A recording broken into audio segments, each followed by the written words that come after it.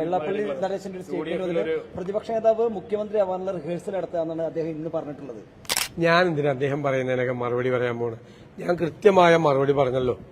തിളക്കമാർന്ന ഭൂരിപക്ഷത്തോടുകൂടി അദ്ദേഹത്തിന്റെ വെല്ലുവിളി ഞാൻ ഏറ്റെടുത്തല്ലോ.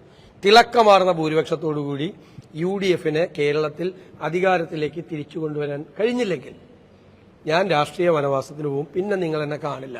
മറുപടി പറഞ്ഞല്ലോ. പിന്നെ എല്ലാ ദിവസവും അദ്ദേഹം പറഞ്ഞത് ഞാൻ മറുപടി പറഞ്ഞത്. കേരളത്തിലെ കോൺഗ്രസിൽ മുഖ്യമന്ത്രിയെ തീരുമാനിക്കുന്നതിന് ഇന്ത്യയിലെ ദേശീയ പാർട്ടി എന്ന നിലയിൽ ഒരു സമീപനമുണ്ട്, ഒരു പ്രൊസീജിയറുണ്ട്. അത് തെരഞ്ഞെടുപ്പ് കഴിഞ്ഞിട്ടാണ്. തെരഞ്ഞെടുപ്പിന് മുമ്പ് ആരെയും പ്രഖ്യാപിക്കാറില്ല.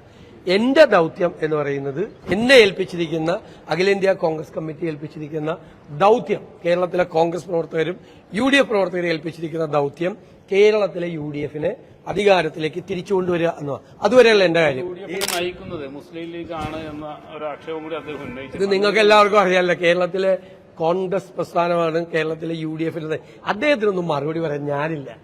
അദ്ദേഹം ആർക്ക് വേണ്ടിയിട്ടാണ് സംസാരിക്കുന്നത് നിങ്ങൾ നോക്കിക്കോളാം. അദ്ദേഹം ഓരോ ദിവസവും സംസാരിക്കുന്നത് ആർക്ക് വേണ്ടിയിട്ടാണ്? അദ്ദേഹം മലപ്പുറത്തെ മുസ്ലിങ്ങളെ കുറിച്ച് അധിക്ഷേപിച്ച് സംസാരിച്ചു. അദ്ദേഹം പാലായിലെ ക്രിസ്ത്യാനികളെ കുറിച്ച് അധിക്ഷേപിച്ച് സംസാരിച്ചു. എന്നിട്ട് പിറ്റേ ആഴ്ച അദ്ദേഹം ഗുരുദേവന്റെ പതിപ്പാണെന്ന് പറഞ്ഞാൽ ഗുരുദേവൻ അങ്ങനെയായിരുന്നു. ഗുരുദേവനെ അവമാനിക്കണം. ദേവി, ഇത് ശ്രീനാരായണ ഗുരുദേവൻ ഇന്ന് ചതയ ദിനം കൂടിയാണ്.